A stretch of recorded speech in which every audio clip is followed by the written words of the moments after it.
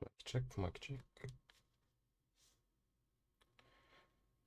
I would have to check again just to make sure nothing is going wrong like always. The YouTube one as late as always. Let me check the Twitch one. The Twitch one seems to be working. Okay, YouTube also seems to be working. So everything should be fine now. So anyway, sorry for the no upload last week. I am studying C. And I have an exam in 1 month from now. I think less than 1 month. So probably if I'm not streaming, that's the reason why. So let's catch up to where we left at actually. So I think nothing. We spent last stream mostly debugging because we had a lot of issues and we had to create a new, for some reason, control that also doesn't seem to be working.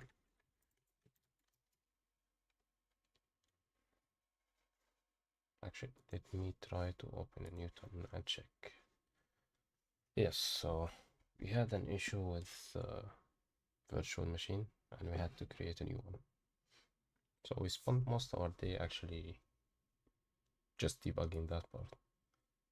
But other than that, we created a new user, we made a password for the new user, and we knew how to change from one user to another. But I literally don't forget how we did that. And one more thing. Let me know about user management in Linux. So yes, we did create a new user, which is the user add or add user command. Oh, so we have two commands actually. Okay. You can modify user properties, change the username, shell, or home directory. Okay.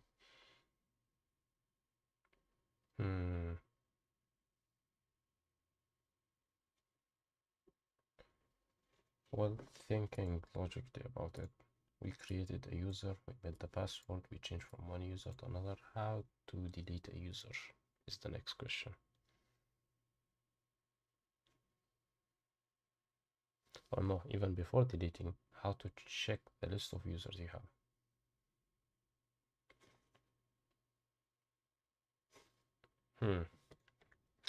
How to check the list of users, yeah, you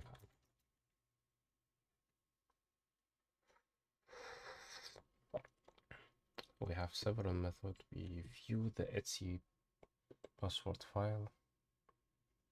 Each line represent a user include. I think I have to specify what type of user we're talking about.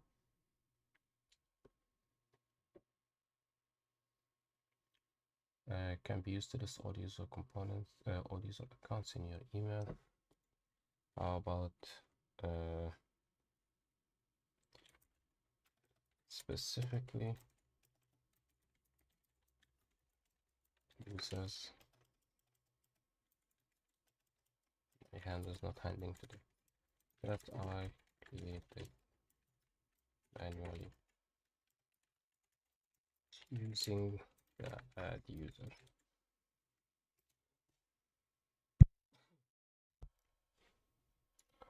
To list the only user manually created by the add user, you typically need to distinguish between system users and regular users. Okay, so we have two types of users.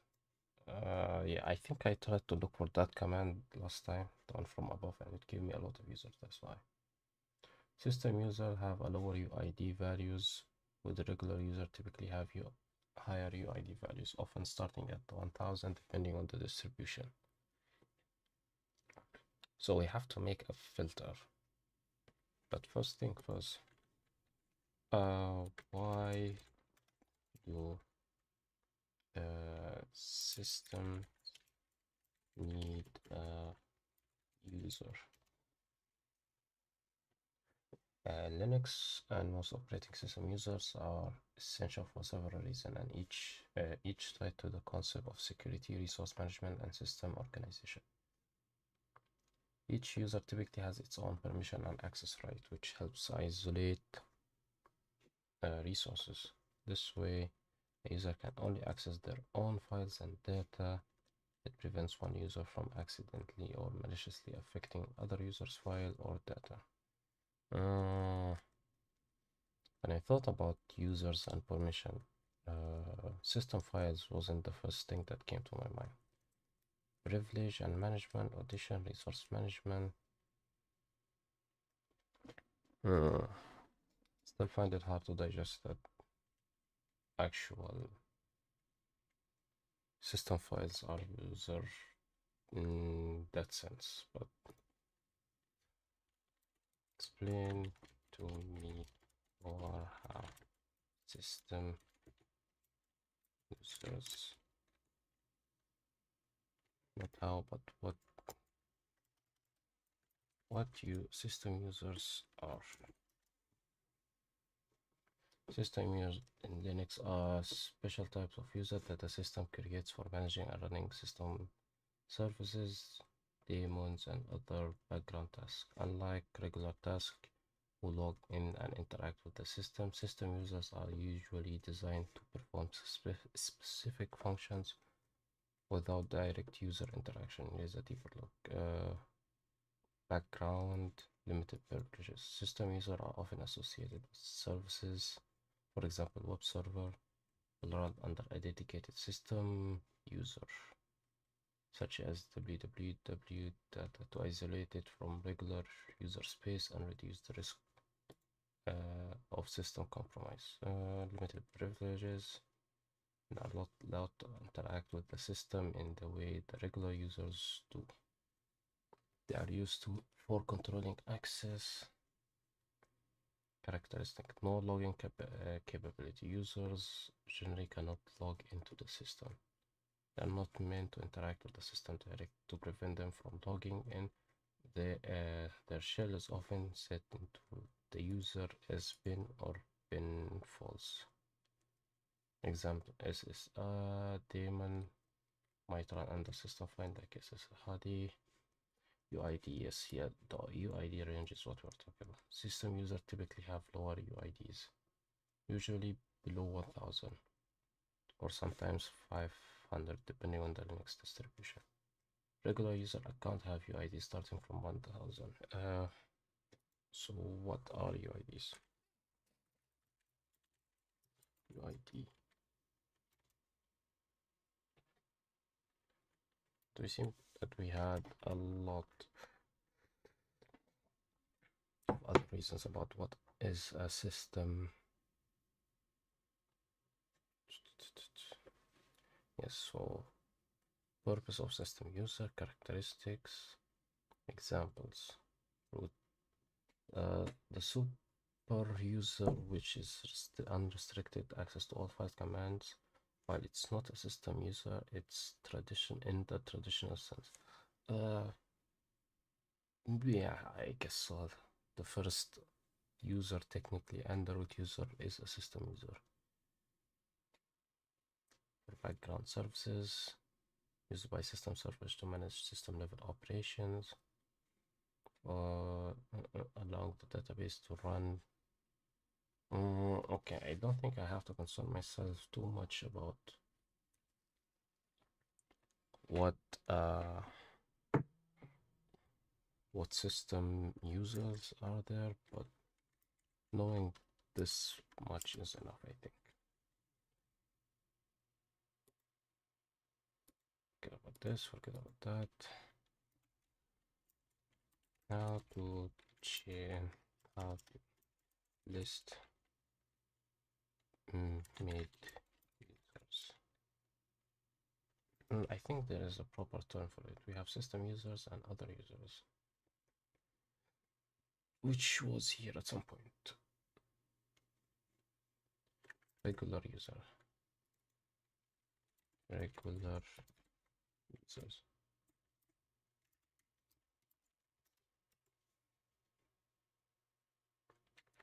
So we have regular users made by add user command. I think it was add user, but without the e. User add or add user. I'll need to check on that user add. User add. Let me put it like this. And then we have system users created by the system to handle background operations. Like what? What's a proper example for that one? Shouldn't move my time also. What's a good example of the system? I think we went over that part just now. The root one, the MongoDB, what else? Yes, allowing database server to run with appropriate access rights. We can go with the MySQL example. Like MySQL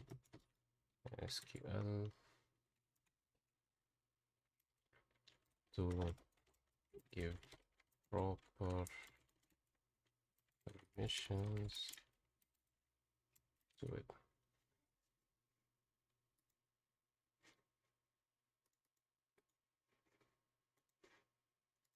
Is there something to add to that part?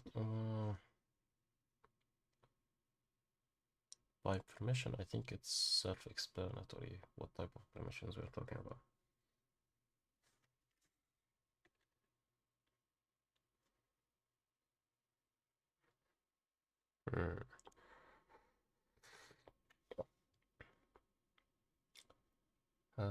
I think we'll leave it at that.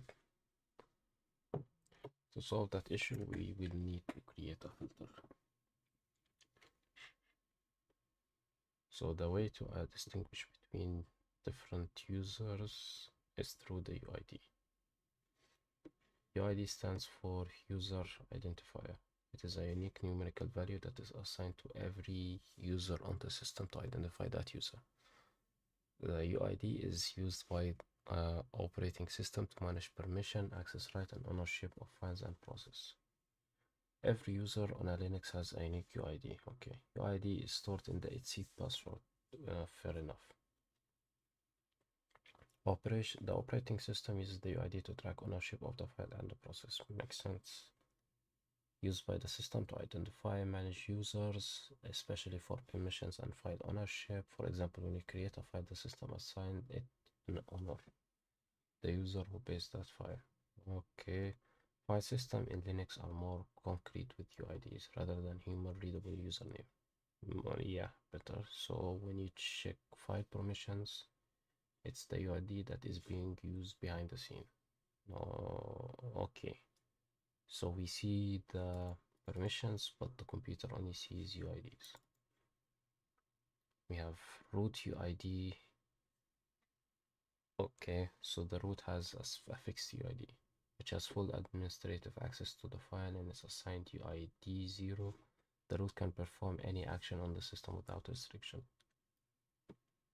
It is reserved for the root user. Okay.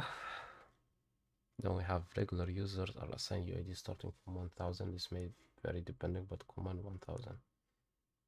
On unique IDs typically have limited access.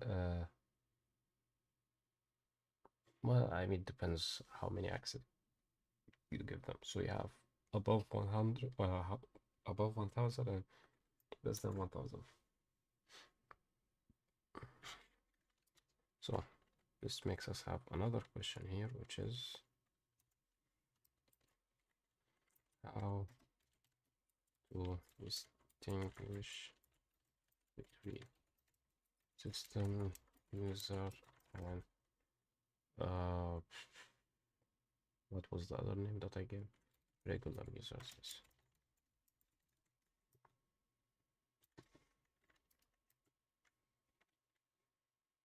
I wish we could make another drop down here, but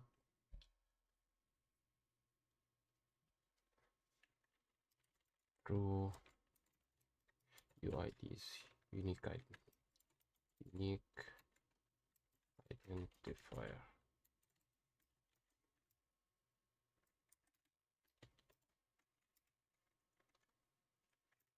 Was that unique identifier? I think so. User identifier.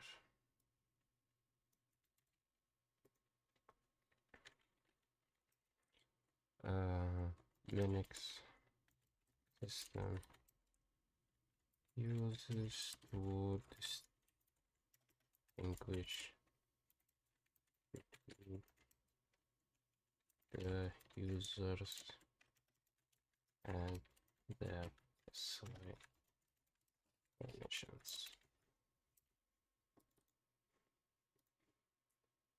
We put this here, and let's take the space here, it's annoying me.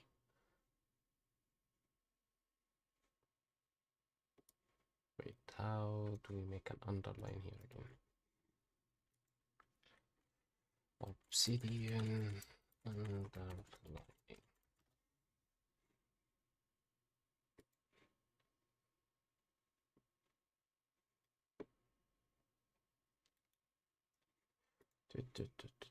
How do I underline a text?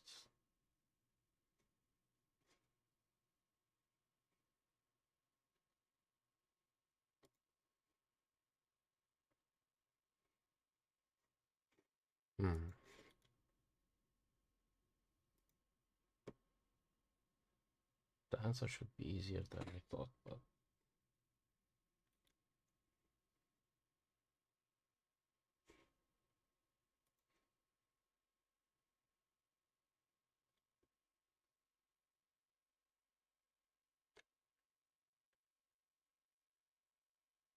so what, I literally have to add a U tag.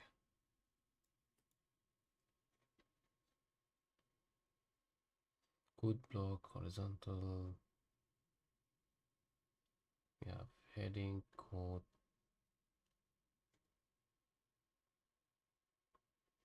bold, italic, highlight, code, math comment. We can make it italic. So, distinguish between the user and their assigned permissions. The root user has UID 0, regular users above 1000, and system users less than 1000.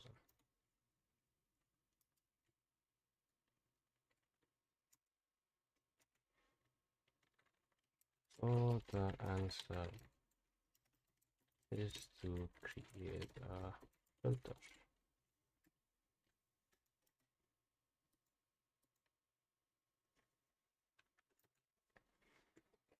So now to the actual answer that we had, which is to create a filter. How to find a user? You can view the user by the etc file. Etc file and password file using the ID command. ID username.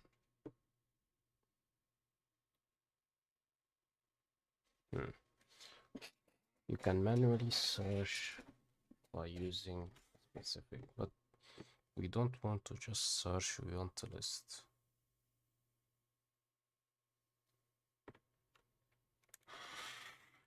Okay, but it's interesting that I can also perform search operations on it. I didn't think of that. We'll come to that idea later, but for now we can just focus on how do I create a list of user regular users. view how many regular users I have.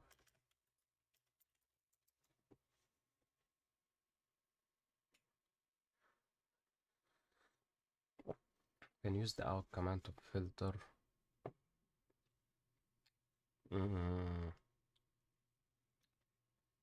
So the awk is used to filter. Okay. Specify the fields and are separated by colon.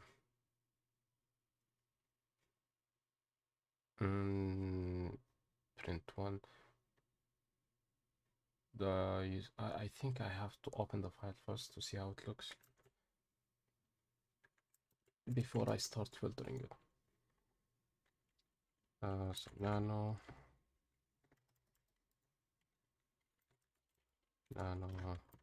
etc, and then we have password. So this is the file. Let's check. So we have the root user, then we have x00 root bin bash.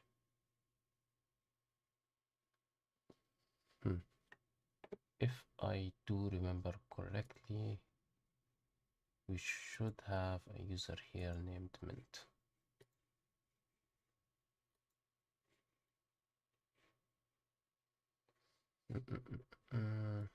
Let's check the home. Yes, we should have a user that's named mint. So now let's check what do we have here.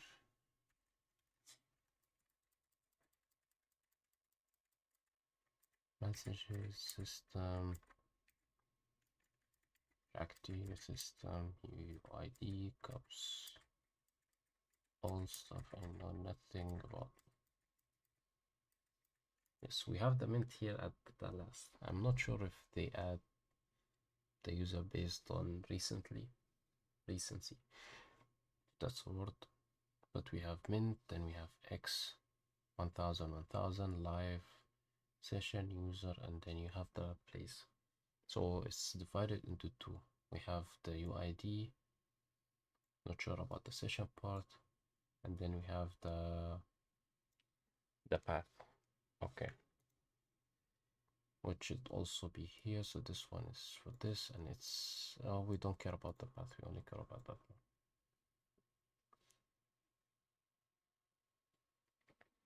I will try to do this command, but let's check if it's working first before diving too deep into it. Control X if I'm not mistaken.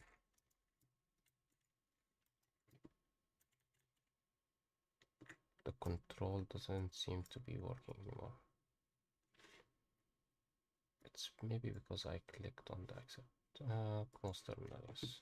We can open any one. So what was the command again? Awk dash F. Was it single quotations or double quotations? Single quotations. Then you have the $sign. And then you have 3. Not sure why the 3. Filter the user based on their field. Field 3. Not sure what field 3 is, but let's type it for now. 1000.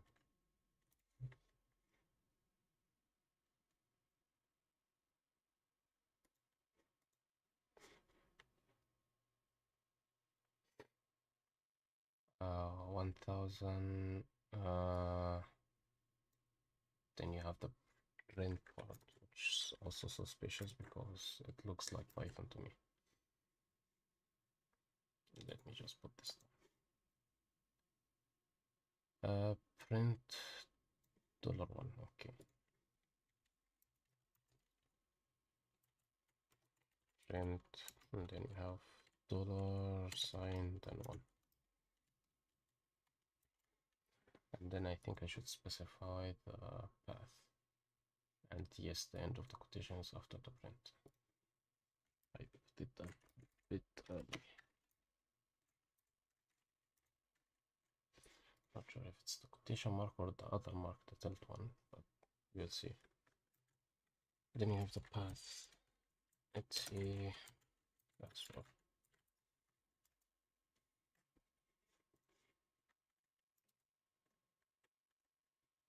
Cannot open. Oh, it's capital. It's the first flag that I ever see that's capital. Interesting, we have nobody and mint. Well, it's a new one, so I don't expect that to appear.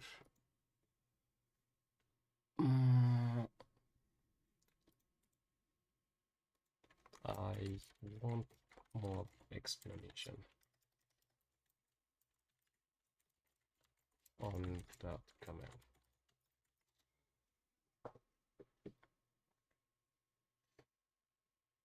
I think there are multiple ways to get it. Count the number,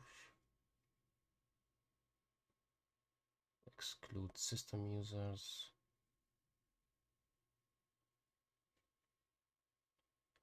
So first of all, what is the awk command? Awk is a powerful text processing tool in Unix. It's used for scanning and processing text file based on patterns and conditions. So a filter for strings, okay. By default, awk process each line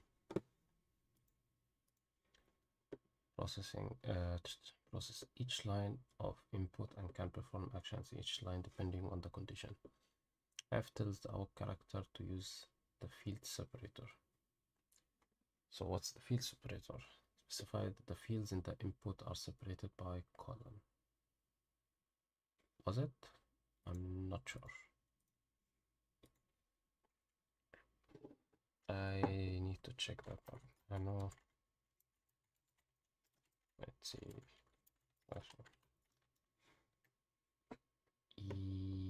Yes, we have how many fields? We have 1, then 2, then 3, then 4, then 5, then 6, then 7.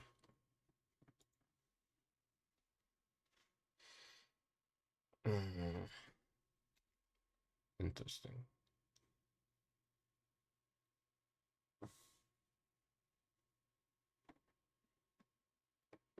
As delimiter between different pieces of user information. Okay. So what do we have here? This is an example, yes, the one that I was looking at. So you have the name of the user, X is the password. So like I counted it, you have 1, 2, 3, 4, 5, 6, and that's the 7th, yes. So if you separated them by semicolon, you have 7 fields to work with. And we want the third one. Not sure what GID is, but we will forget about this one now. So we want the third one. And that's why we specified the 3 here. Okay, I see. So we ask it to check if the third field is greater than 1000. It's coming together neatly, actually. Now for the print part. This is the action awk performs if the condition is true. If the UID is greater than or equal, print -1. Ah, the $1 is definitely the field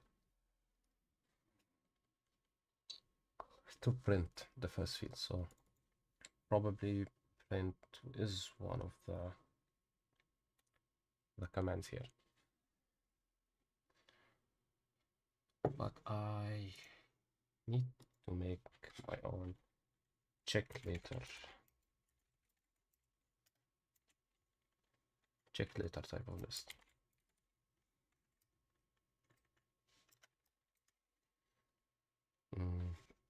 Should I make it as a heading? Not necessarily, but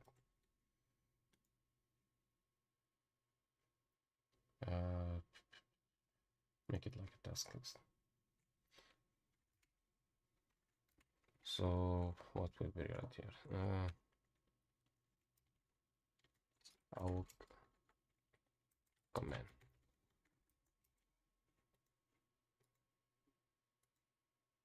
Okay, never mind. I should have written it outside, I think. Oh,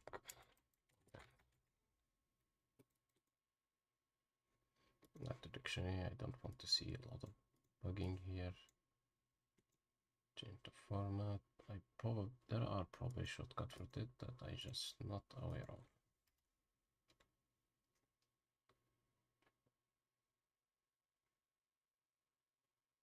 Interesting. I can have a lot of things, but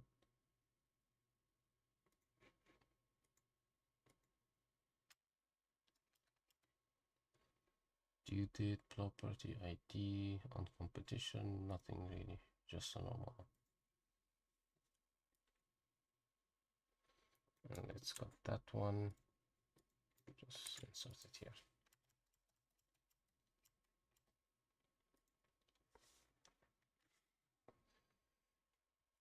Okay. Now back to my writing. So the answer is to set the filter. Now to test if I actually remember how to write the filter. So we had awk, and then we have capital S, semicolon, and then we have one quotation. What did we have? We had the third field, which is $3 greater than or equal 1000, and we wanted to print $sign on the first field. Then we close.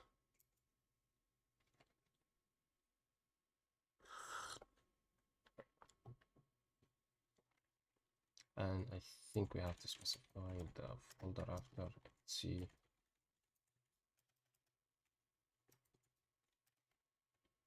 Yeah, okay. Password. I think that's it. But I'll probably have to make at least some basic explanation for this.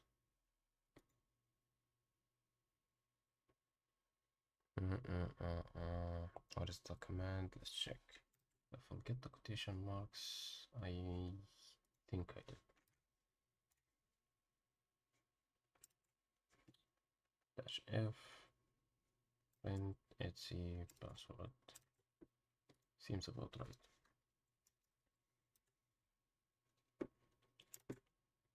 And I'll think this one as an example. Easier that way.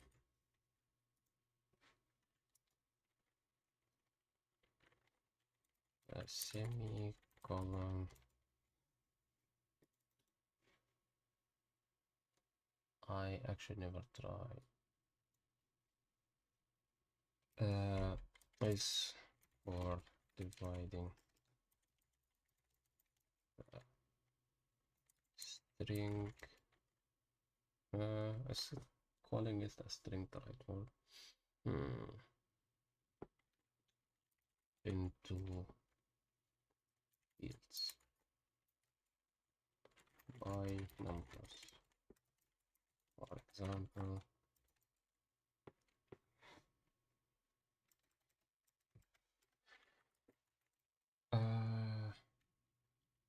Alice is the first field, then X, which is the password,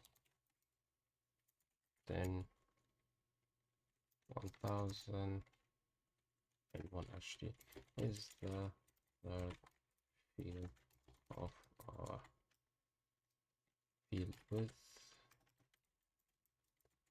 our UID.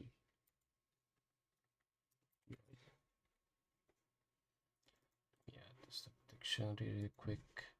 Yes.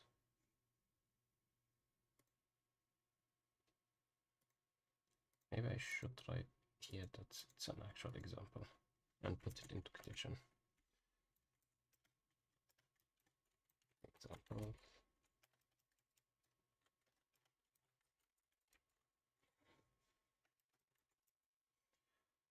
and maybe we can make this something like italic or something.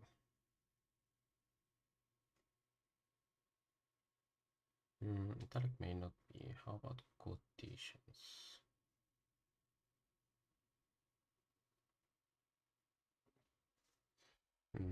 They don't have that here. Okay. Now bold. Highlight. How about highlight?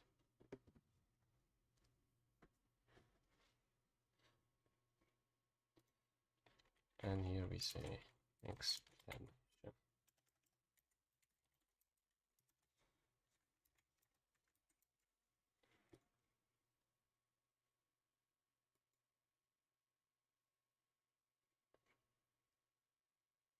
So this is the filter we created. This is the explanation for the filter.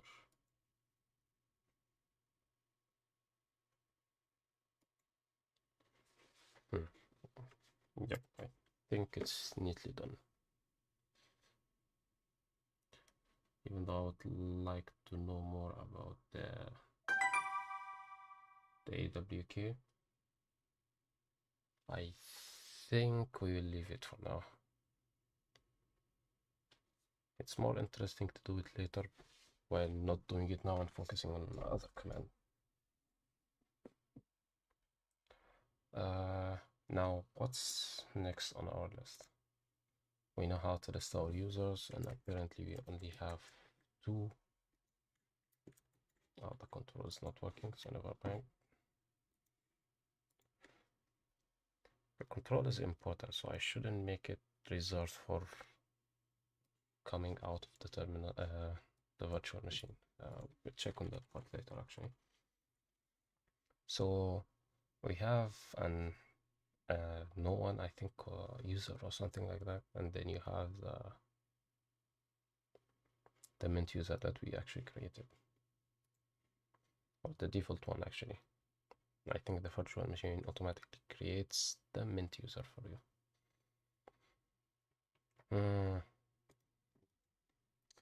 Give me a list of basic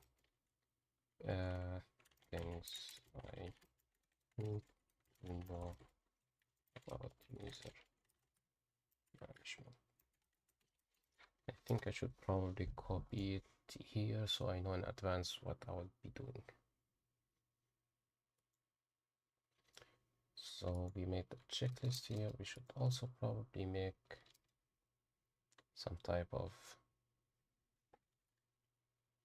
index. Yeah, we can copy that.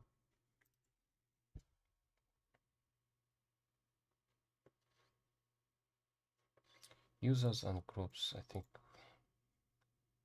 it's self-explanatory, so not added. We have user account files. Okay, this is some new information here. Individual and system collections, primary group, secondary group, contains user account information, stores encrypted password and user account expression. I think we leave that part for now. So we have user account management commands, which is the one that I'm currently doing. Wait, what was the name of the file? I can user and group management. Yes, so this probably should be the first thing we get into. The theory part, I would leave it at last. So the format we'll be going with is number list actually. And yeah, we should change that one to 1.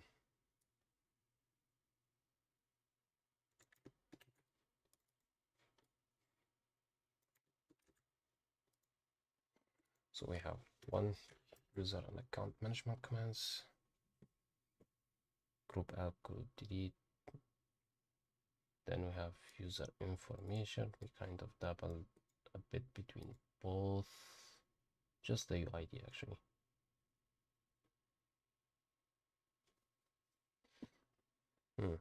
Should we make actually the password management separate? I was thinking of creating the index first, but I guess we leave it like this.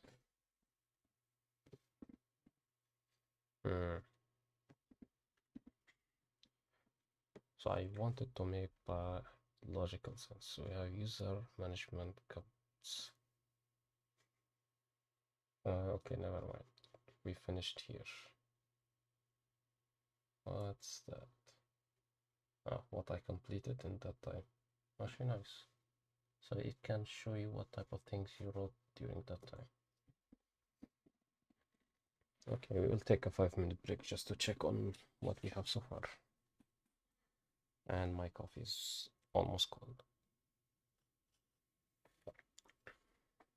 So logically speaking, we should be able to know how to create a user, yes. To create a password, yes. But more importantly, you also need to know how to change the password.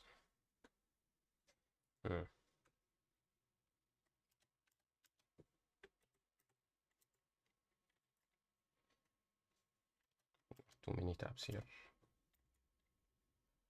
So what do we say here?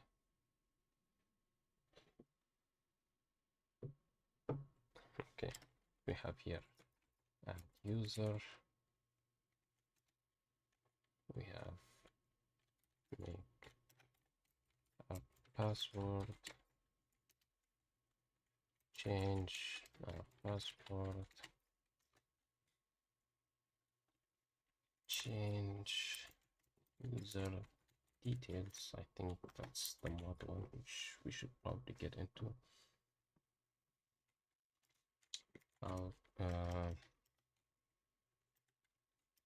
Change to another user. We need to check what other stuff. Managing login access, user group and IDs, system. I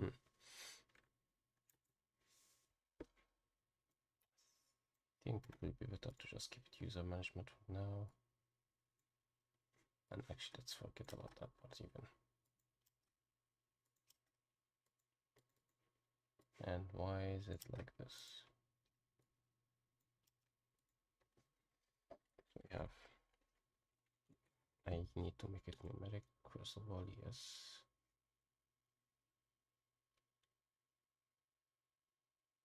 Numbers or bullets, which one? Make it number. Let me say add user, create a password, change the password, change user details or information rather. Which one? Let's just keep the details. How to, not how, but changing users, of course, listing users. What else? So there is a lot of theory part here which I will not write because you just need to read it once for you to understand them. Yes, of course. So deleting user. So user add, user mod, user delete, group app, group mod. Okay. So now we have the group part. So how to create a group, modify a group, delete a group, everything that we did with the information, with the user, sorry. Password management, I think we already went over that. Permissions, yes. So I think you can put everything here under user.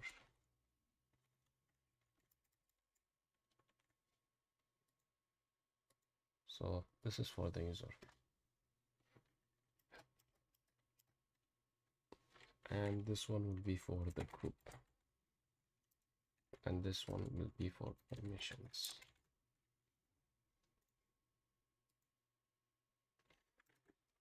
that's how I view it going.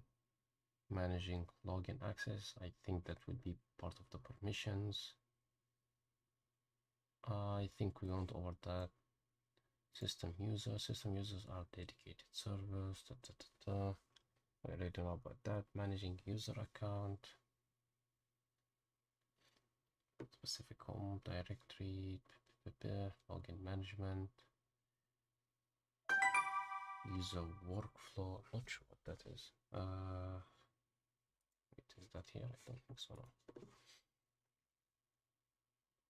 No. There's so many topics actually, but I'll stop around managing login access is part of the permission. So I probably can write that from here. Okay. This was the sound of the alarm. Never mind.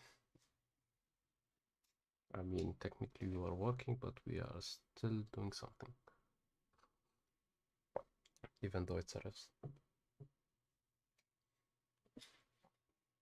So as for the permissions, managing login access. Managing login access.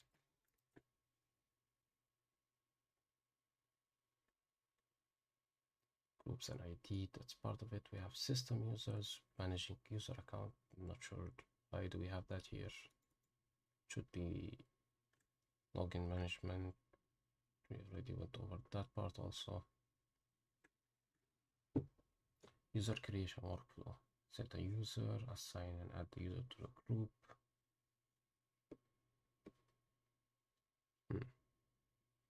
Don't think I need to know about the last 3 parts. I think I have enough to work with right now.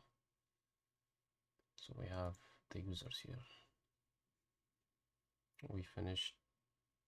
We need to continue with the change password part.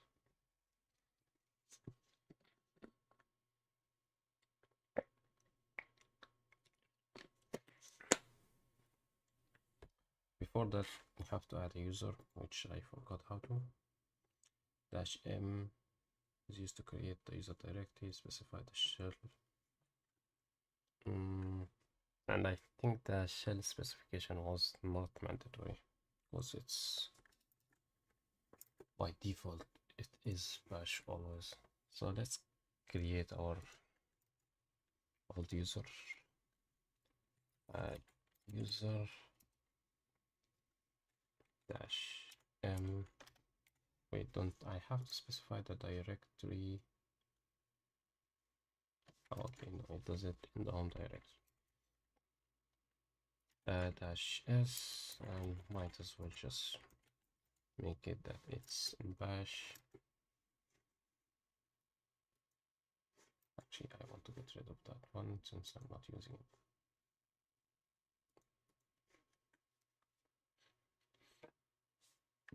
And then you specify the name. Okay.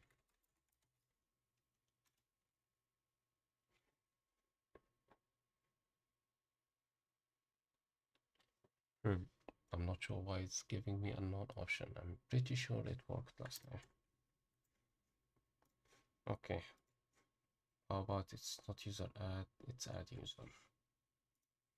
Since we work on user, instead of writing it, add user, we'll use user add.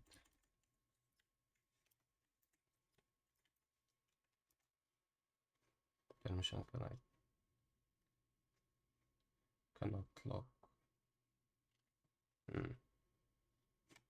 No, wait.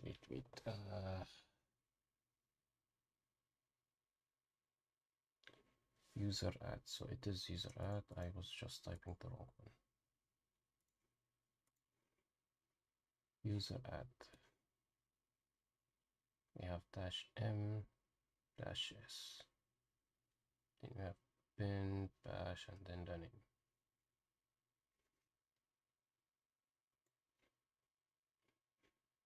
Cannot log its password and try again later. Okay, interesting. when I try to add a user, it says permission denied.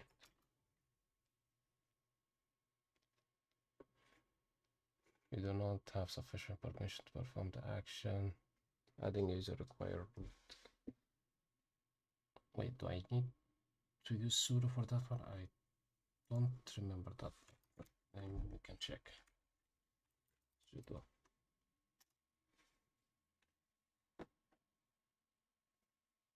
Now let's do the filter that we had before.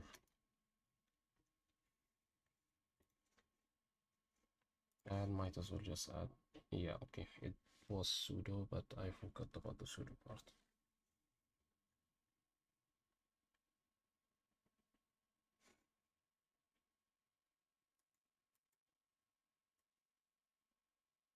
Okay, I need to change that because the file structure is not looking that good.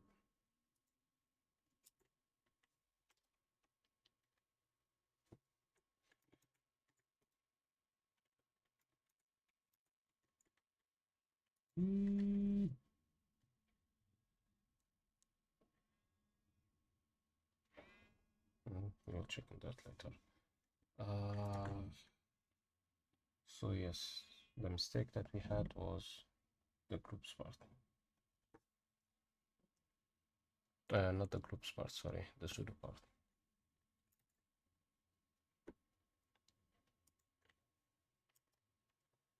And how do I change this one to make it proper structure? I think first I'll have to make it as, yeah, okay, now that's better. I can just do this.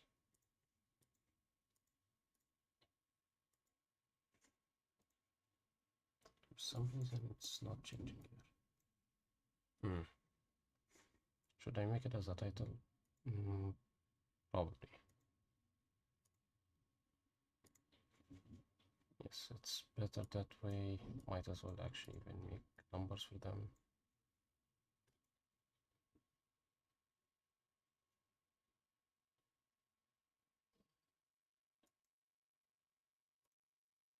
Yes, exactly. And might as well just make this one.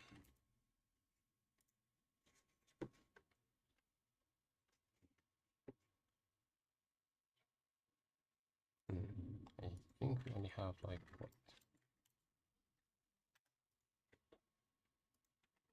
Okay, we have up to 3 or even more, I think even. Why do we have this here?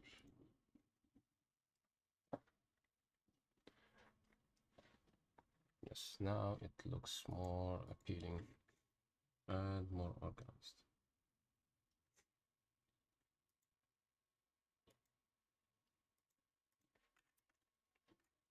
Except for that part should be tagged. Yes, now we have the tag, the index, the check later list, and then the actual thing.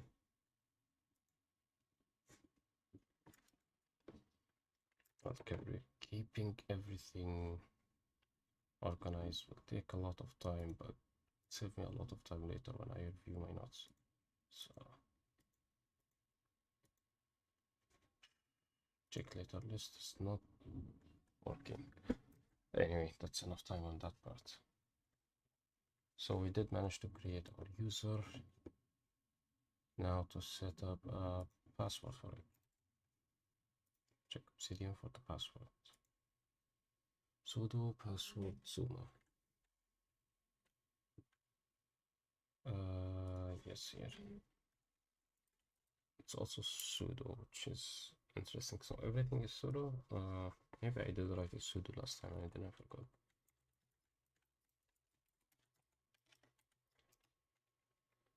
One, two, three, four. 1, 2, 3, 4. Yes, I misspelled it. I have to write it again. 1, 2, 3, 4. 1, 2, 3, 4. So we have the password now. So first I have to log in to the user. I think it was SU. Let's use souma. Yes, SU and souma.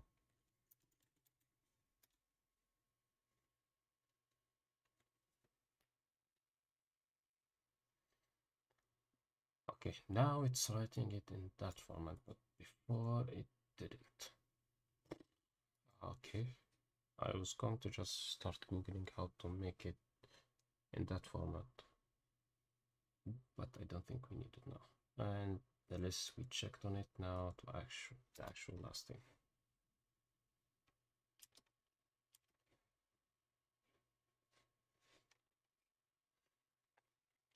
Now, okay, not here again. Now we change the password.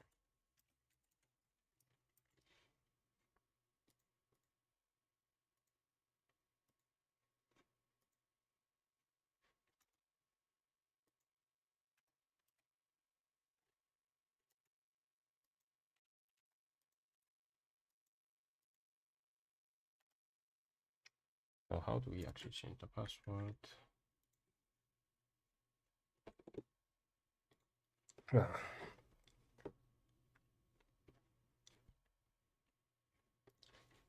How to change the password?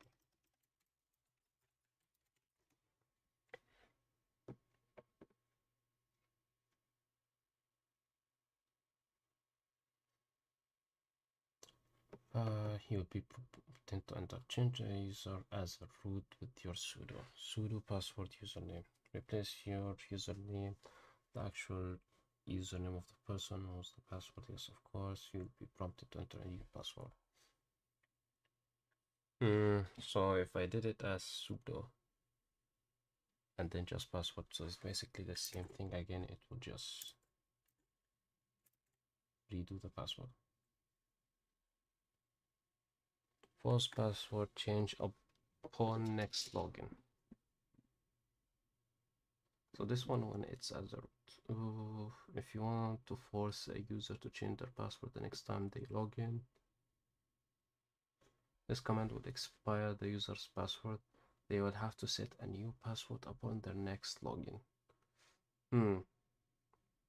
Makes you feel like an admin. So if you're the root, you can just type the same command again and you will change it. Or you can make the user forced to write a new password.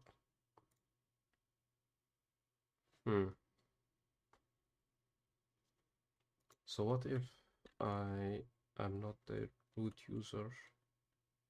Not just about the root user. I think I need to understand permissions a bit more. Explain to me the permissions hierarchy, starting from the root, aka sudo.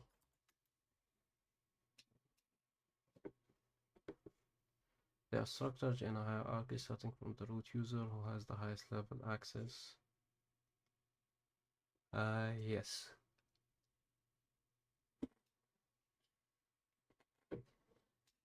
The root user is the super user and has full control over the entire system. Read, write, execute all files and modify system, manage users and install and all that stuff, yes. Sudo. Oh, so the root is different from sudo. Okay, well, both of them are the same thing. Stands for super user. Do. I did not know that, no. Sudo is super user do. Okay. User with sudo privileges are not the root user, but can execute command with root level permission. These users can run specific commands with root privileges without needing to log in into the user.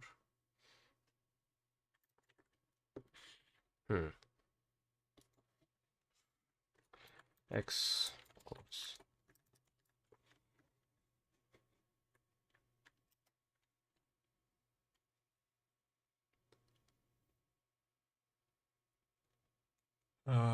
What should we call it?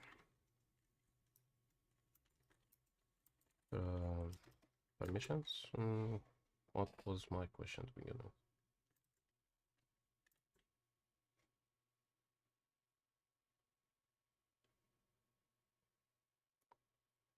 permissions, and then we have hierarchy. Okay, permissions, hierarchy. Can make that in italic, I think.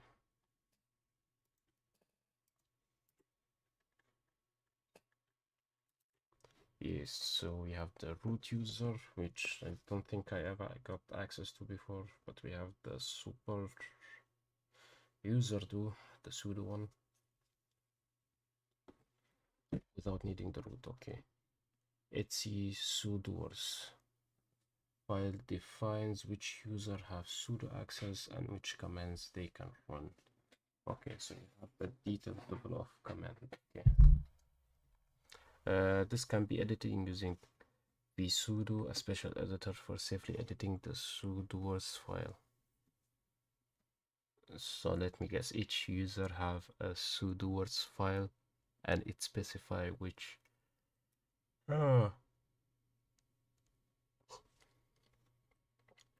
command they can run and which they can't. Granting sudo access users are typically added to the sudo or wheel group depending on your distribution, which allows them to execute commands as root. And then you have also the groups. So you can create a sudo group with a specific command. Then you have system users. Then you have regular users. Then you have groups. And then you have file permission. Permission are divided into owner, group, and others. No, wait. This part is new to me. The most is lagging. File permissions, group, owner, and others.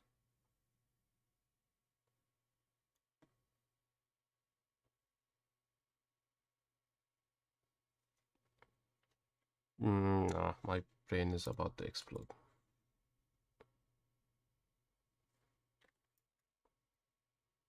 So actually, instead of making this as an X course, I can add it to the check later list also.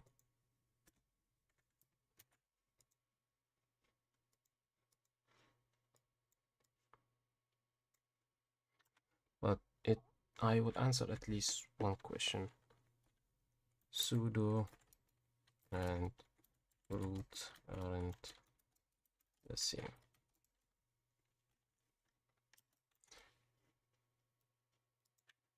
Let me just delete this part.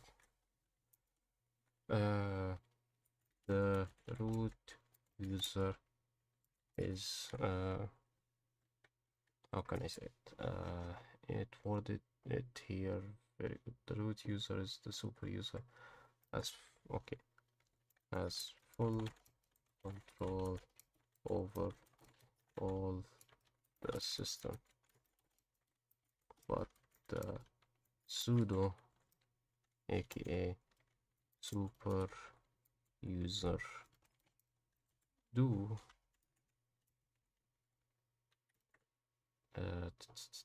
what was the definition here? Grants the privileges of the root to other users. User with sudo privileges are not the root user but can execute commands with root level permission.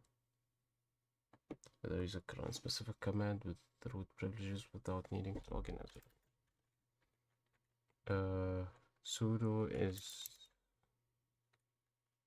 a user that's given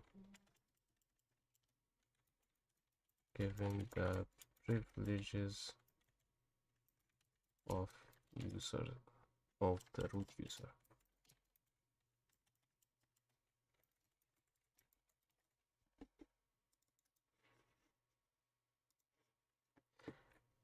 Now what else? Should I specify also? Yes, there is a folder called etc sudoers, which user have sudo access and what commands they can run. I actually want to just open that folder to see how it looks. actually there is no need to copy because this is a virtual machine either way. So nano etc sudo was. I think I need a sudo to be able to access that one, but permission denied. Okay. And I forgot I don't have the controller, so the control button is not working here. How about sudo nano etc so yours. Okay, this file must be edited with vstudio command as root. Yes, I heard about that part. Please consider adding local content in etc sudo d instead of directly modifying this file. See the main page for details on how to write sudo file. Defaults, user privileges all, admin all, sudo all, and then you have sudo d. Yeah, I think we should go to that one. How do I remove the whole controller part thing? Anyway,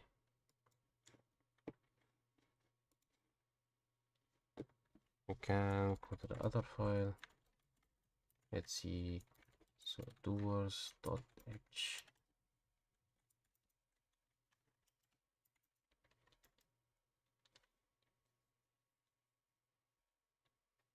I forgot the nano. Never mind.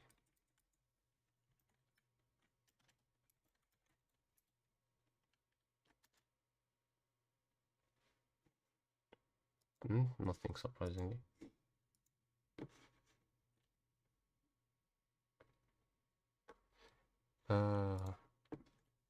What does the content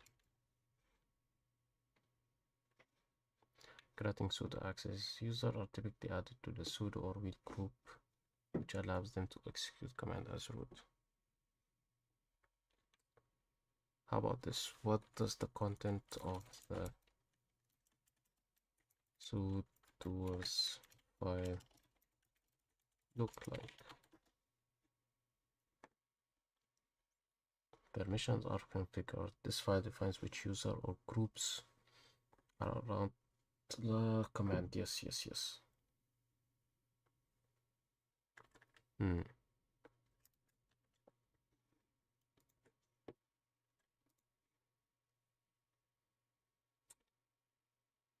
So we are in the password change part, so we will keep it at that. So we have the difference between the sudo and the root. I should probably say more on that on the permissions hierarchy, but wait, is that even considered a permissions hierarchy? I think yes. Anyway, so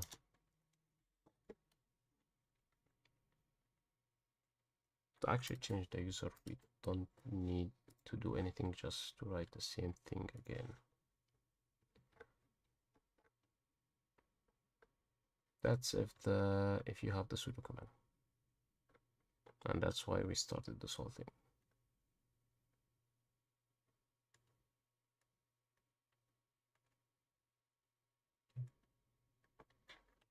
But I would like to add the force login. Why does it change to this, and why is it lagging?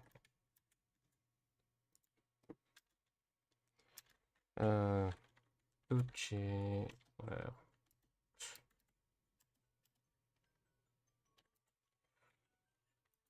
change, no, I think we need a way to differentiate between these two. Yes, we have two similar texts here.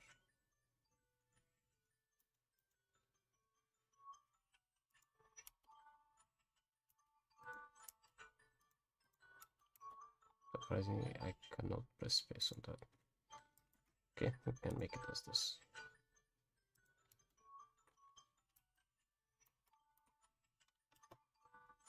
Perfect.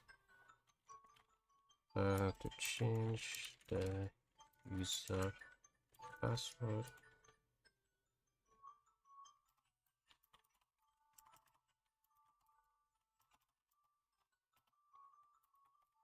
you can just, how can I say it? Type the same command, which is sudo password user, or in this case the username we have is souma. So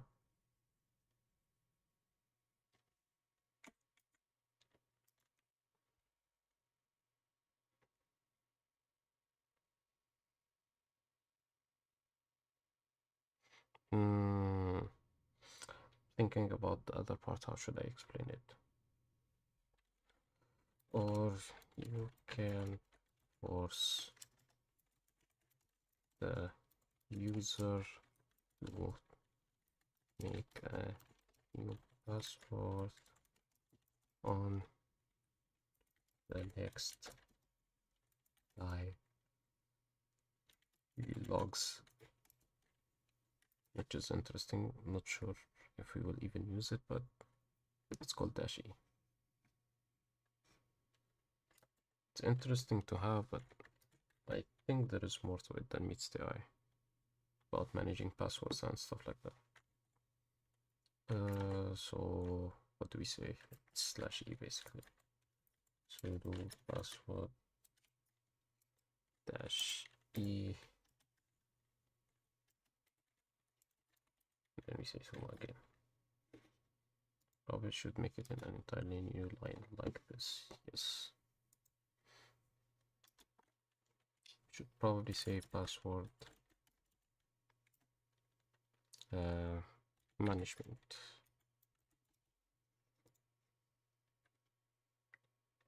Forgot the E here. But why is it written in that format? I'm not sure why.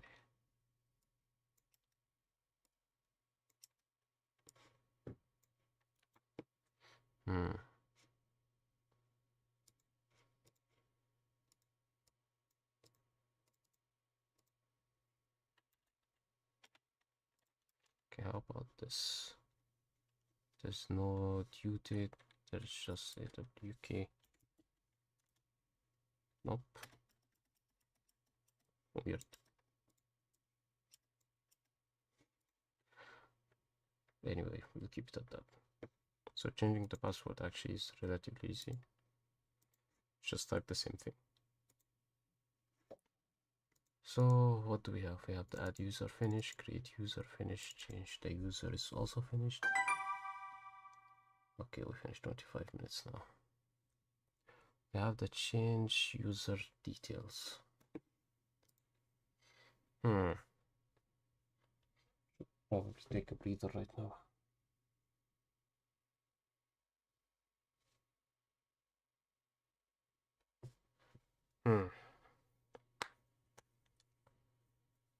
We haven't even got to the part.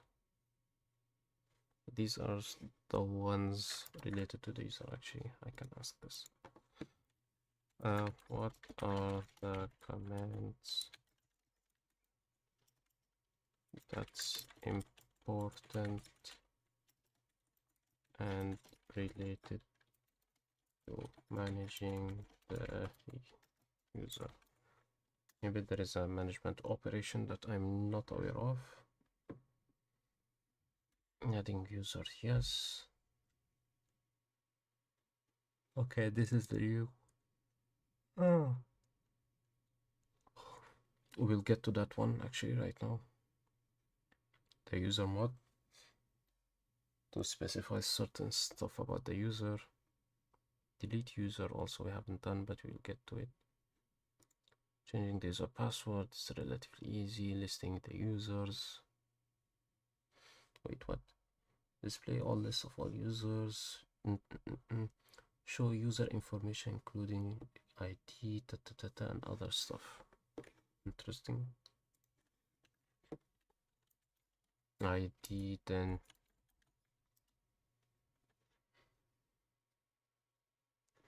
okay, I didn't know about that. It's part of the listing user. Okay, another way to list users specifically if you are using networked authentication. This command is useful for environment where users are managed centrally. Managing groups. We will get to groups part later. Change user password expiration information. Aha.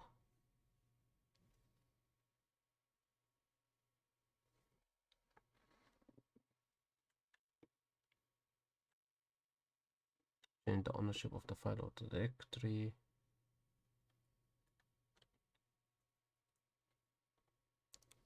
Under which category should I put this?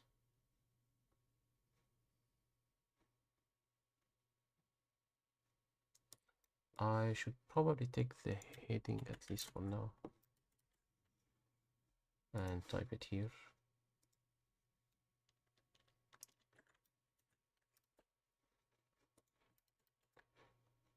And this one also. But I'll probably have to move them to a different category afterward.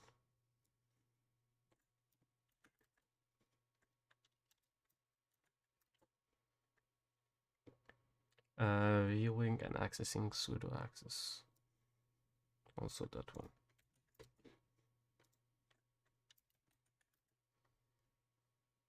Locking and unlocking accounts. Okay, this one is a new concept even. Change user shell. Is it really that important? At least I can see the locking account parts coming in handy. Changing user shell, finding all files owned by a user.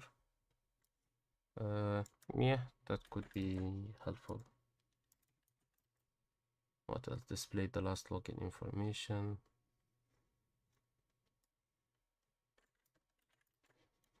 Sure, why not? But that should be everything related to the user. And then we have the group part later.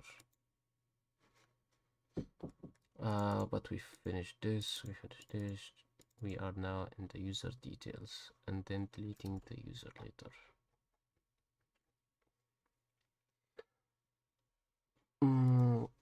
So the question is, so how can I change user, or let's be specific, the user details, and which details can I change?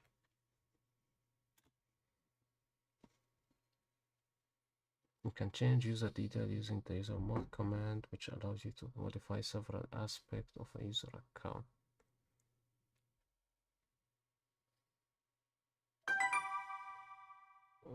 I think that was the break, if I'm not mistaken. Yes, so never mind.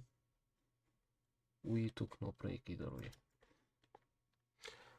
To change the user's field. So the field was 7, if I remember correctly. User mod, which allows you to modify several aspects of your user. Following the details can be changed or user's full name. It's part of the field, of course. Login name.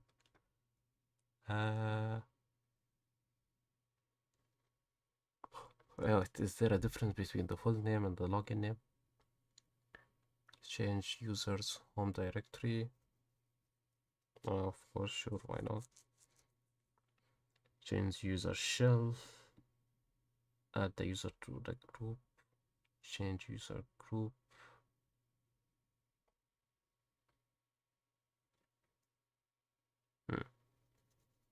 Maybe before doing the mod, I should actually do the group, because technically that's still part of modifying a user, adding him and removing him from a group.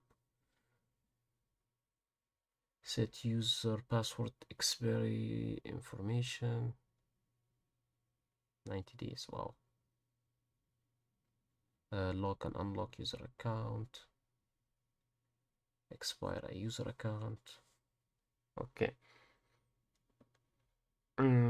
Yes, I think before jumping to the user mod, because it has a lot, should probably go to the group.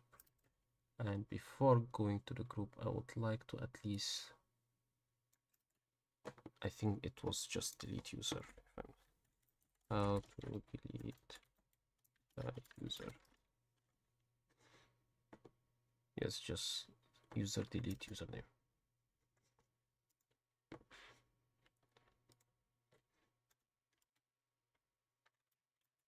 Why is this thing here?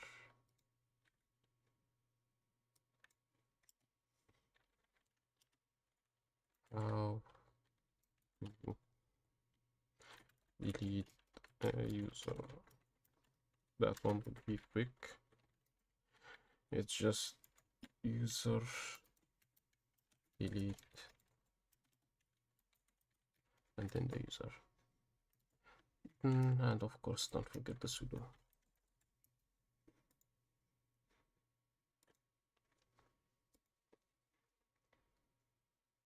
So yes, before jumping to the chomp command, let me just copy this line here because I think I'll rewrite it soon. Let's jump to the group.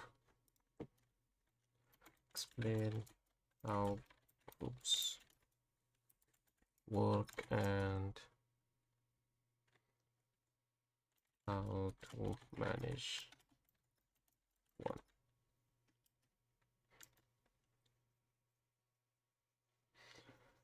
Group are used to manage permissions, so the category that we separate the users is based on permissions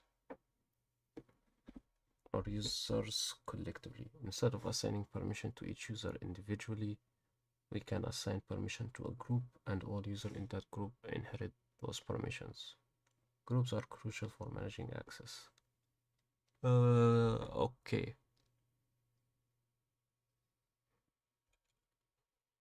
When I first read the word group, permission wasn't the first category that I thought in my mind to create the group. I think the first thing that came to my mind was custom. Doesn't really have to be permission. You can make a group on specific criteria you set. Collection of users. Each user in Linux system belongs to at least one group. So that means that you can also belong to multiple groups at the same time. Okay. And they can also be part of additional secondary groups, yes. Each file or resource on the system is associated to a user, a group, and others. The group associated with a file or directory determines what other user in the group can do with it. So yes, the group part in the read execute write permissions is for the group that's the user is part of. But which group though? If the user has if the main user has multiple groups, does that mean that everyone from that group, two groups basically or more, will have access to it? Permissions are group permission for each file or directory are divided into three categories. Permission for each file or directory divided group, user, group, others. We have primary group, groups which user are belong in addition to the primary group. So that's the theory part, which I already have a lot of question. So the base criteria for setting groups is one permission. Can we create a group based on something else? That's one thing. Is essentially a collection of users, belongs to a secondary group. So if the user is on, okay, let's make this example. If there is a file that is created and modified by that user, and we want to change the permission of the group, and the user is part of two groups, which group will the new permission set?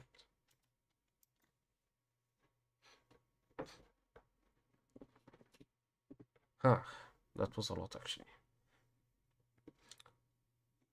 To manage permission of file, but you can organize and design group based on other criteria as well, just job roles, departments, or tasks.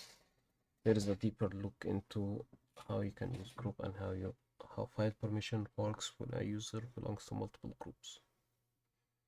So yes, you can create your own criteria. While groups are primarily used to access permissions, you can create a group based on job roles, for example, developers, admins. I mean, technically, if you have a developer group, you will give them certain, how can I say, certain permissions. So technically, it's still part of the permission group. Okay. In a way, in this way, we can be formed based on logical division of user, not just permission. Okay. When a user is a member of multiple group, dimension for the files and directory are determined by the owner group and file permissions. Each file directory has 3 permissions: owner, group, or the group associated with the file. So each group or just one group? A group can be member of several groups, but the group specific permission that will apply depend on the group permission of the file directory specifically. The file group will determine which permission are applied to the user who belong to that group. User primary group is the one that is used when creating new files, but the user can still block the other secondary group to access. Or which permission apply? If a user is a member of multiple groups, the file group determines which group's permission will apply. If the file is owned by a group, then the permission for that group are applied to any user who is a member of that group. For example, if a user A is part of 2 groups, group 1 and 2, and file text is owned by group 1, of course, but when you create a file by a specific user, you don't specify.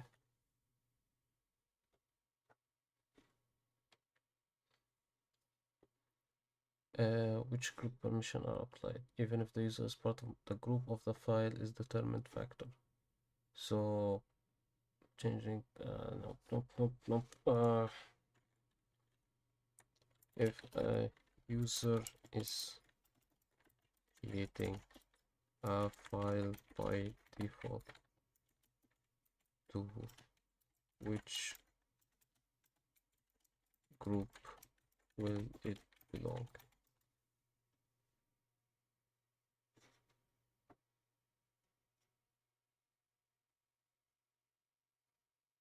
So the primary group.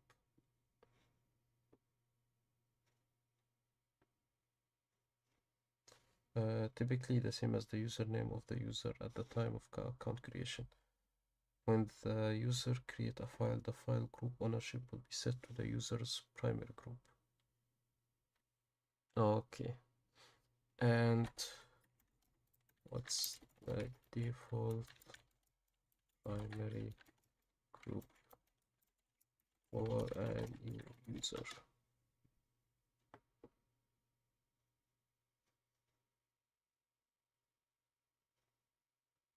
Wait, what?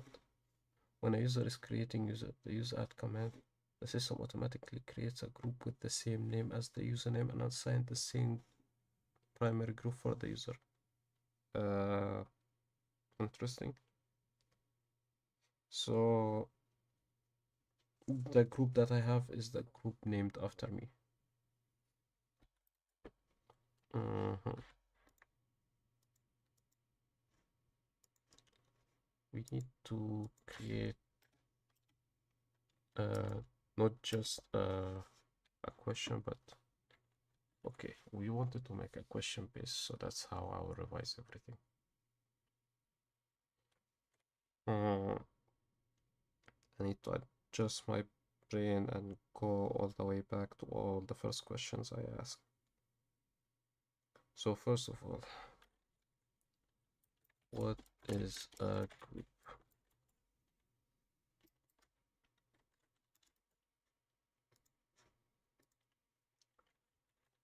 A group, um, let me just adjust my keyboard because my hand is getting tired. A group is a bunch of users that are given certain privileges that are common between them. I guess that's one way to define it.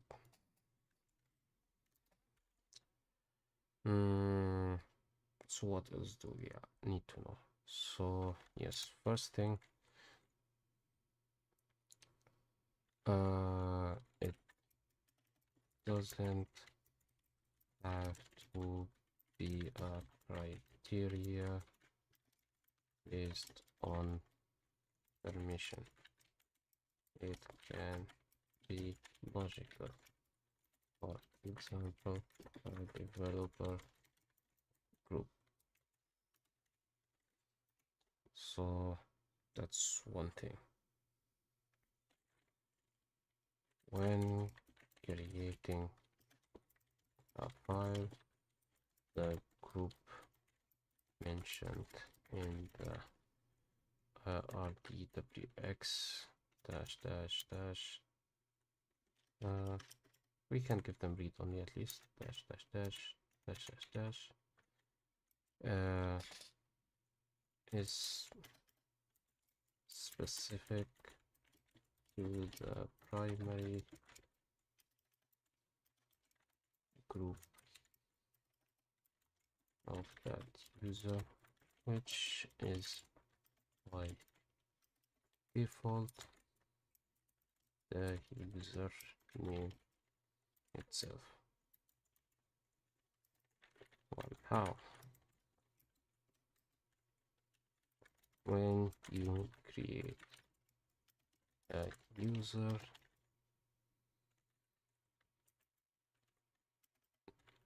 there is a group that is created automatically with the name of the user.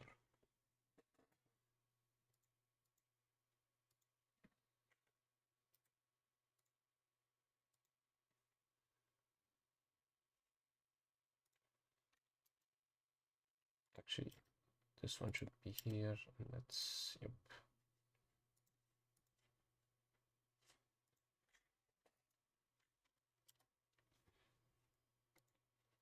Now it's actually looking good again. So that's what's a group.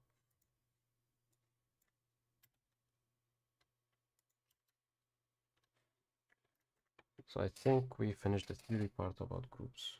We know now what is a group and everything related to it. Am I missing something? I don't think so.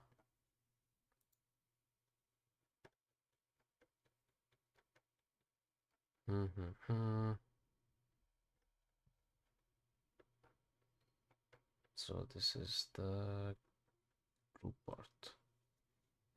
Group permissions, types of group. We have primary and secondary, like we said.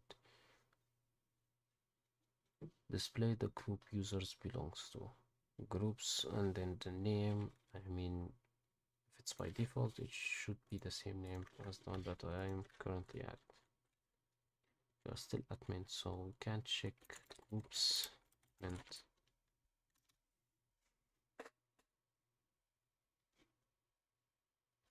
how about groups, the new one?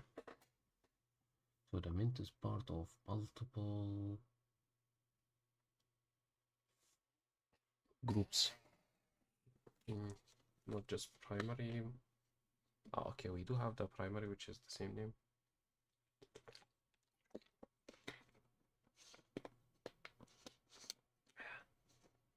We also have a lot of secondaries. Sudo is included, so we can execute sudo commands there, but not on the souma one because it does not belong to that group.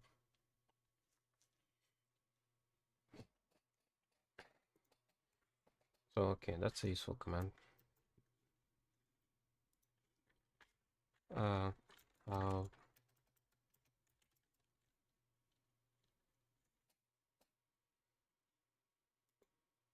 so for groups, how to view. Okay, we need here as a viewing groups. Then we say how to view your own group. Actually, we can be more specific. How to view which user is to which group. That one is easy. We just say groups souma, for example. So that part is easy. What else we have? List all groups on the system. Oof. Okay, so we have now something called ID, which is group ID, and we have GID, and we have what? UID, user and group. Makes sense. Should probably at this point somewhere under this part. The same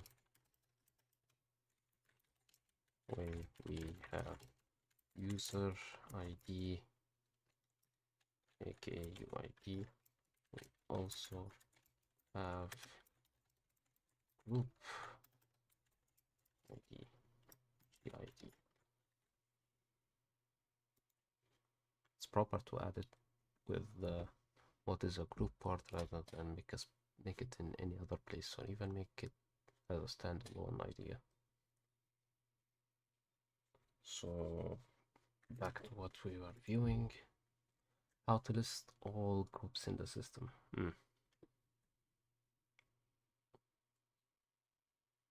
Cat etc group. We have a group file, of course. Since we have a group command, then we definitely have a group file.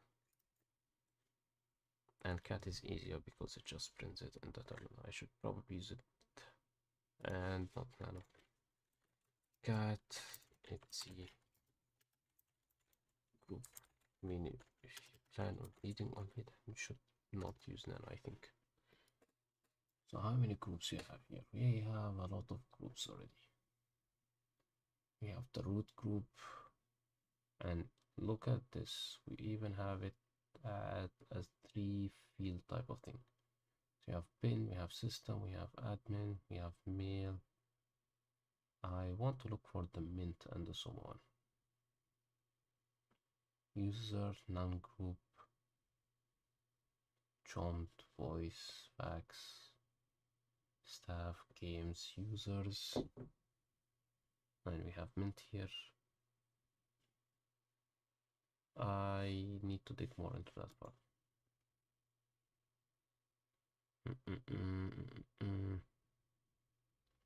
Yes, souma is the last one here. So some files have more fields than others, which I'm interested to why. But before that, how to check when all the existing fields, and we set that through just reading the cat etc and then group. I think it was that. Let's see, and then group. Yes, there is a lot of things in the etc part.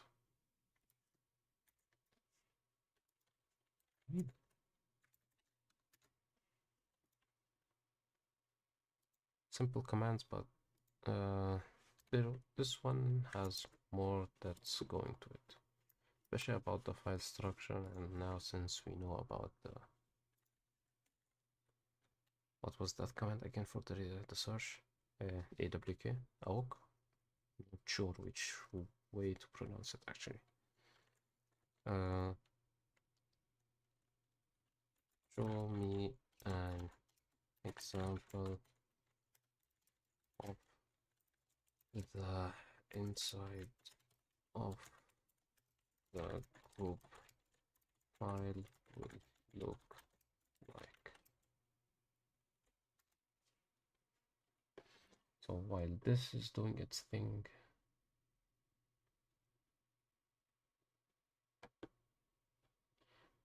we could check on the other parts.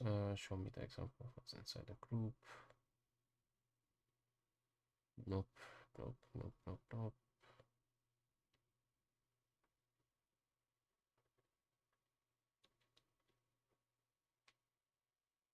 So, and yes, this is the group part.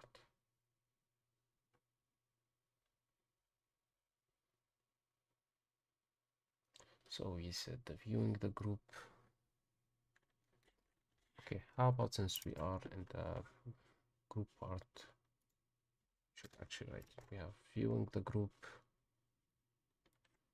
we have creating the group, we have deleting the group, of course. What else? We have modifying groups. Maybe I should have made it as a checkbox actually. Changing group ownership, changing group permission and ownership are different.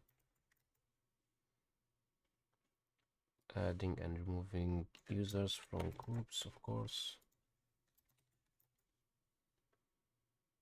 Okay, that's it. Now we can continue with the second part that we are asking about. The groups part, I'll definitely not be able to finish it today.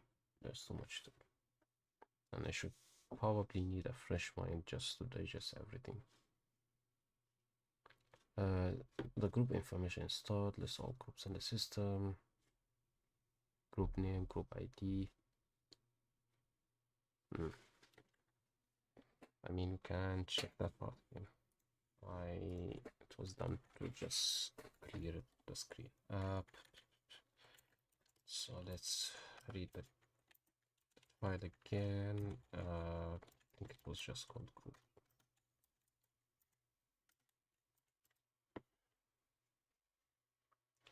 So the X is for the password. So the one that has X in it is the one that has password. Okay, interesting. Except for this one, we have this one admin, then X, then the group ID, and then user list. What's this? Great. Group name is self-explanatory. We have the password, then the group ID, then the user list. Actually, we can type that part here. It will give us this.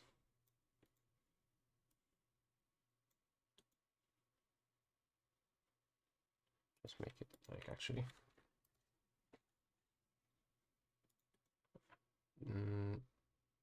Added to dictionary, yes.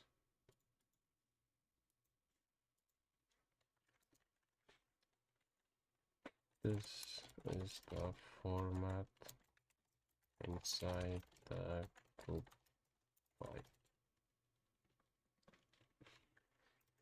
It's self-explanatory except for the list. The list, a comma-separated list of usernames who are members of the group. Okay, I see. So we have system log admin are part of the admin users. Maybe I should type that one as an example because it's better. Real life examples are always just better. We just make this one a bit shorter actually. No, we cannot. Oh, okay. We have the group name here.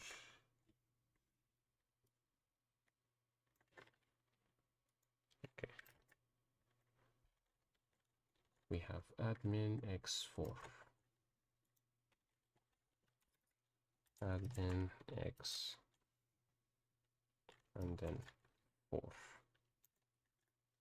So that's the group password and the group ID, and then we have people that part this log comma mint. Yes.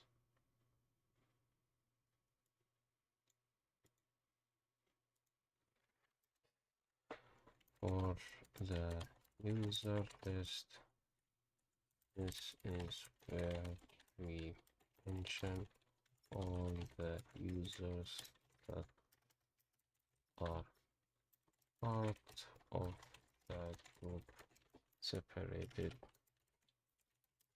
by a comma.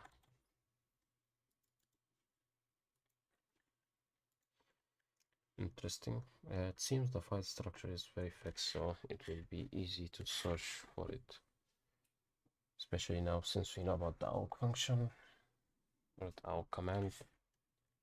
I can see how we use it to filter through the entire script there.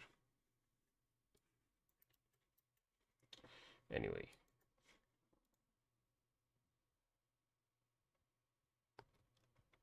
Okay, so this answers my question. To show for a specific group. This will show you the line that includes the developer group. Grep developers etc group.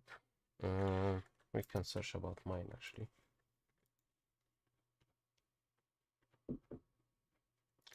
So we write grep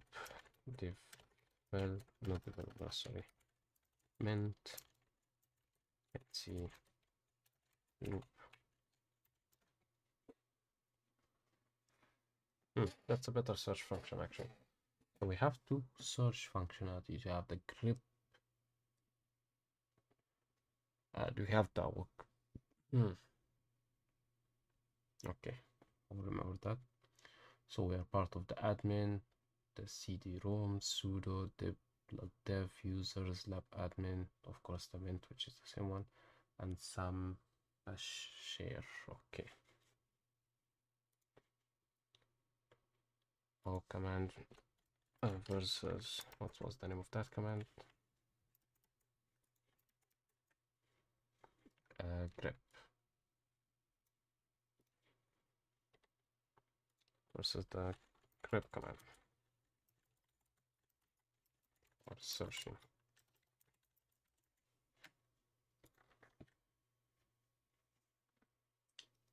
So that's how to see existing files. That's still part of the viewing. So we have to view how to view which group you are part of, which you just say groups, and then to view all groups. Now to go back out to see if we are missing something actually. I don't think. What else do you need to know after just knowing which groups you are part of? Okay, we didn't mention that part. How to check which groups you are part of. We say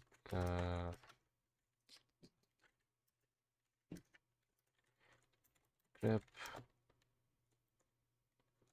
mint, for example, and then we say the file name.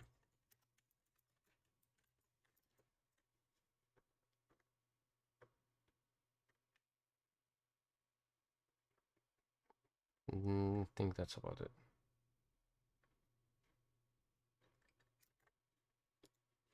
Yeah, that should be enough. And that's how we finish the viewing part of the groups.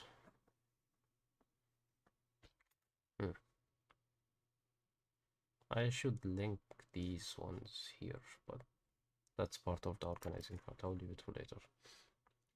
So we finish viewing the groups. We know what groups are. The third thing is creating the group. Group add creates a new group, sudo group add, and then group name. So we can try make a group that's called developers. Sure, why not? But I think, yeah, we do need sudo for that one. Group add, and we say developers. And let's check if developers exist now within the groups. Sorry, not groups. Developers. Yes. And it's 102. Okay, that was very simple also.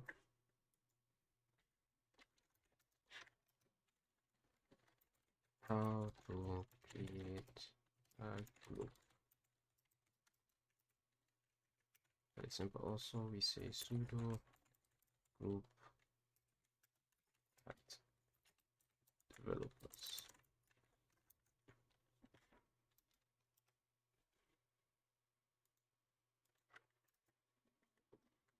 Now deleting a group is the same as the last one. Group del.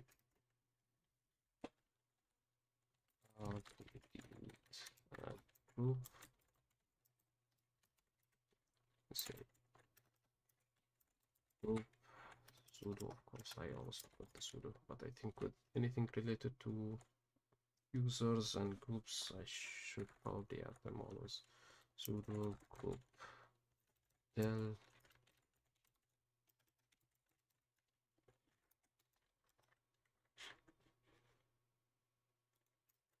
And now to actually try it. Sudo group del developers. Now if we check on the command before, it gives us nothing because the group doesn't exist anymore. Modifying groups. Oof. We stopped at that part because we needed to understand how groups work in order to understand how to modify users first, actually.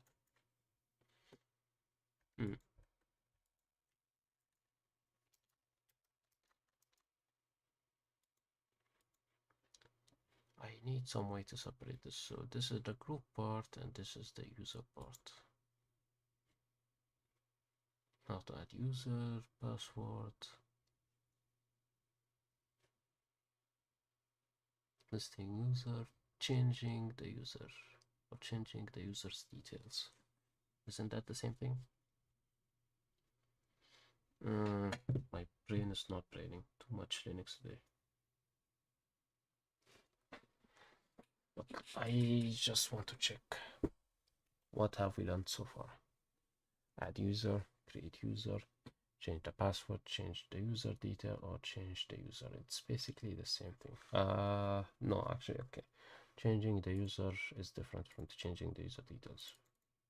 This one is the su command, if I remember correctly. Then listing all user, then deleting user. This one was done through the filter, like we said, with the AWT. So we stopped. We should make a next time list. Next time.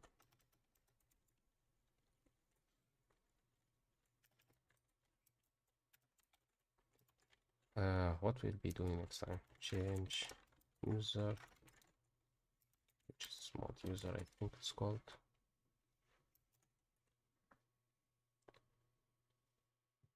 what else do we have?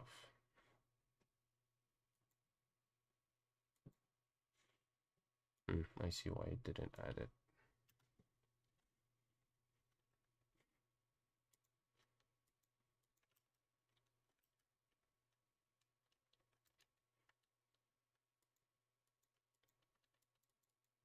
Wait, what?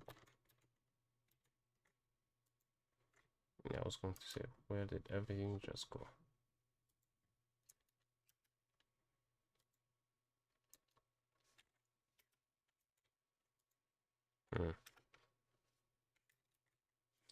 It still only is written there.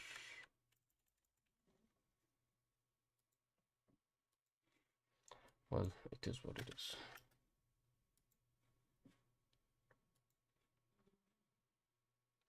I have the index, the user probably should make another one. How about we make it top of the index actually?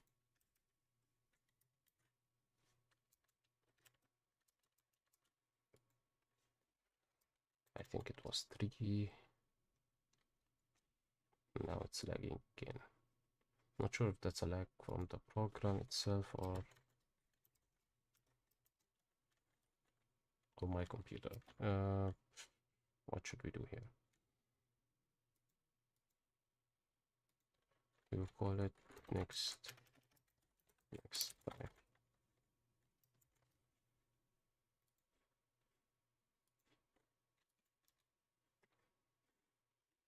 So next time we will start with change user, and after that I think it will be, before actually delving into other stuff, change user password, expiration, change user file,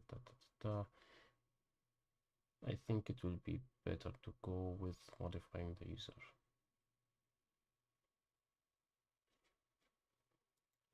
Yes, modifying the user. Sorry, group.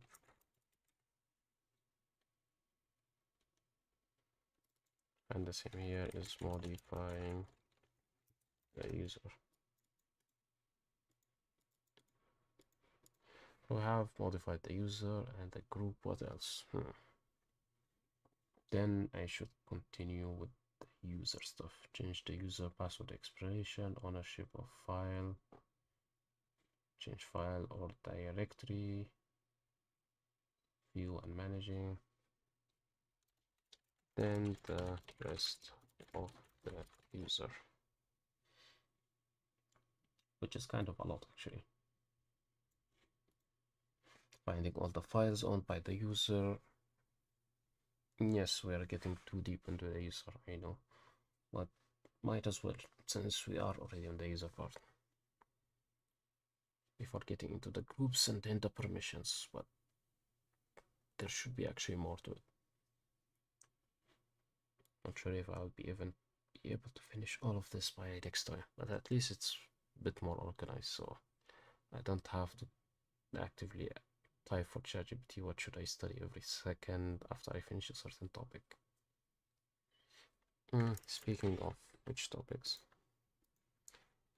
for dev ops,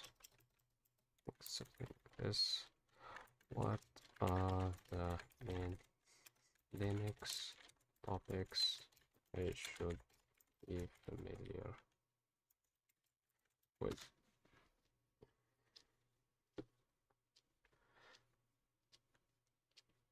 So we have basic Linux command and package management. I haven't touched anything related to package management.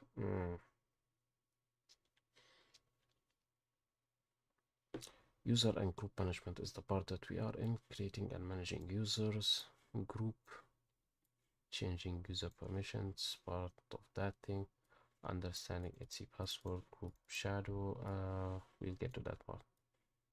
Managing sudo access.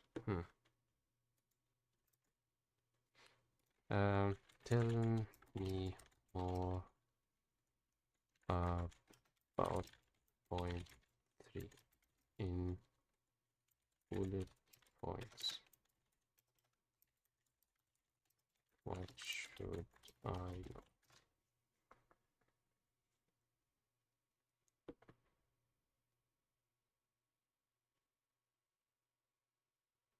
Wait, that's not point 3.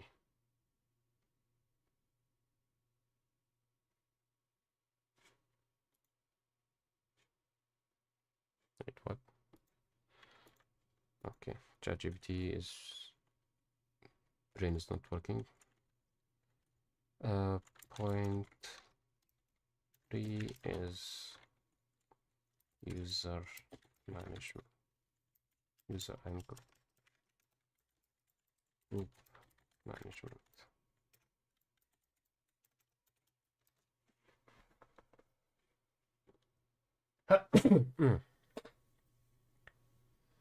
We have user management. Yes, we finished that part.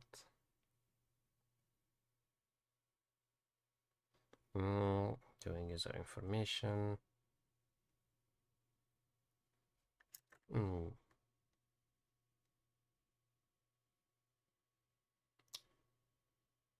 Change user detail, changing user details. We actually also need view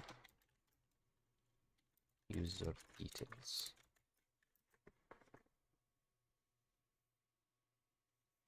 Yes, the grep, the souma, and ID. I almost forgot about that part. Group management, adding, viewing, removing, deleting, group and user permission. Oh, we do have a permission section here, so special consideration for DevOps. Automating user group management. Okay, interesting. Can tie into CID and pipelines and infrastructure management, adding user and group management. Use configuration management tools like to manage user groups across multiple systems.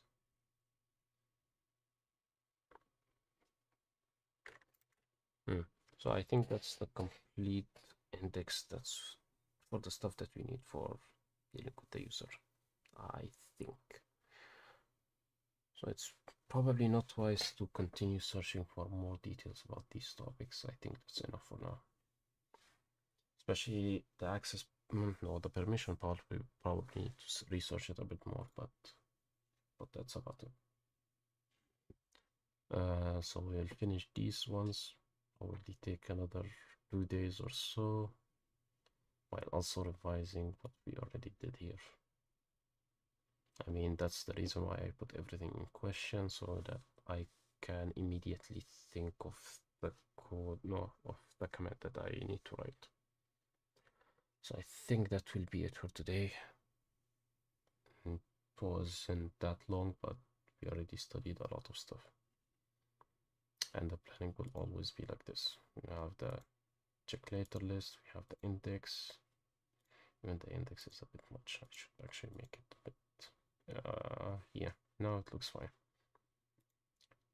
I will try to fix the management in this folder on my free time, since I probably need a folder structure that I need to copy paste, but this one seems to be my workflow every time. What I will do next time, the index of what I'm doing, checklist, and that's it. So I think that will be it for today, and see you guys next time.